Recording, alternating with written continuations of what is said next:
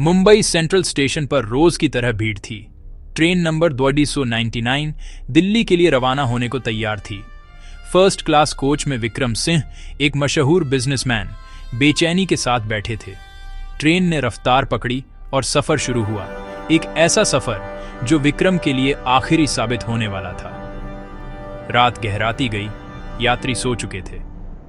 विक्रम अपनी सीट पर अकेले थे, आंखें बंद किए। उन्हें अंदाजा नहीं था कि मौत उनके बेहद करीब है। सुबह टिकट चेकर ने विक्रम को जगाने की कोशिश की, लेकिन कोई प्रतिक्रिया नहीं मिली। उसके हाथ में खून लग गया। विक्रम की गर्दन पर गहरा घाव था और वह मर चुके थे। ट्रेन में लाश मिलने की खबर फैल गई। दिल्ली पहुंचते ही पुलिस ने कोच सील कर दिया। यह हाई प्रोफाइल मर्डर था, लेकिन सवाल था, चलती ट्रेन में कत्ल कैसे और किसने किया?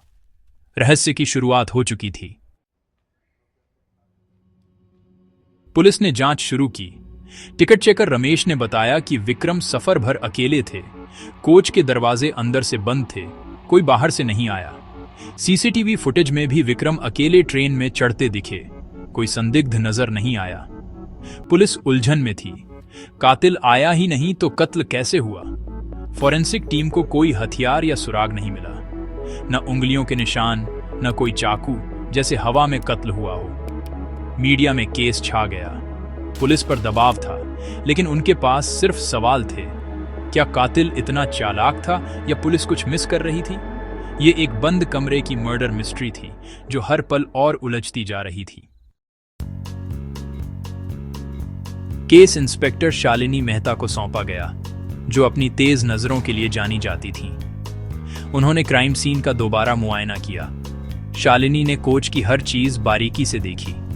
उन्हें लगा कत्ल का जरिया कोच के अंदर ही था।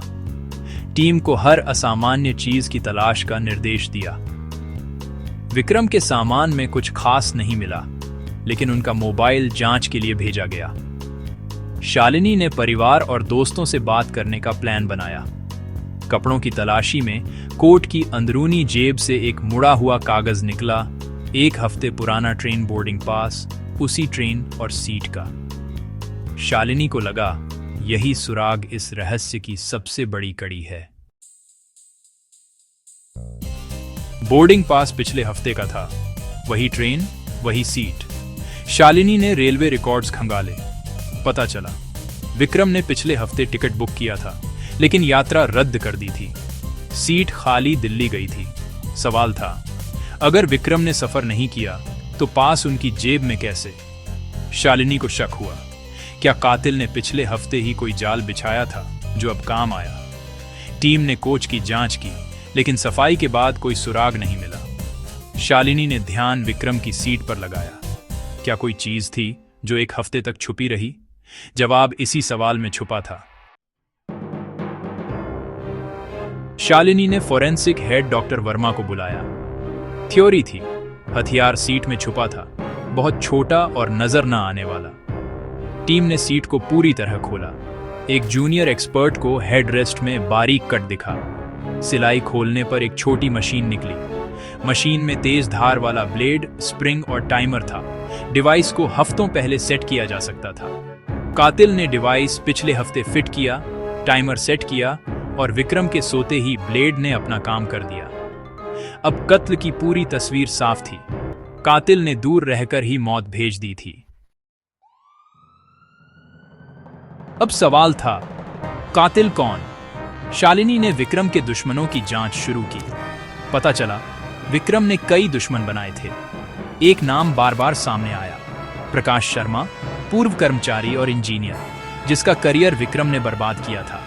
प्रकाश के पास तकनीकी जानकारी थी और वह घटना के वक्त मुंबई में था। सबूत उसी की ओर इशारा कर रहे थे। पुलिस ने प्रकाश को हिरासत में लिया। उसके घर से वही डिवाइस के पुर्जे मिले। पूछताछ में प्रकाश ने जुर्म कबूल कर लिया। उसकी आंखों में सुकून था, जैसे उसने अपना बदला पूरा कर लिया हो। प्रकाश ने बताया, विक्रम ने उसका सपना, मेहनत और इज्जत छीन ली थी। उसने कई बार इंसाफ की कोशिश की, लेकिन नाकाम रहा। तब उसने खुद इंसाफ करने का फैसला किया।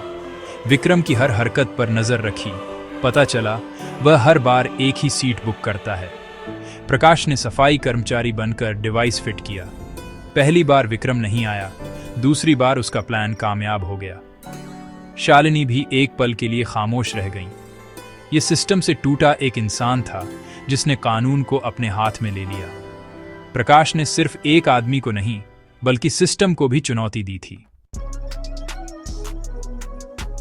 प्रकाश ने कबूल किया।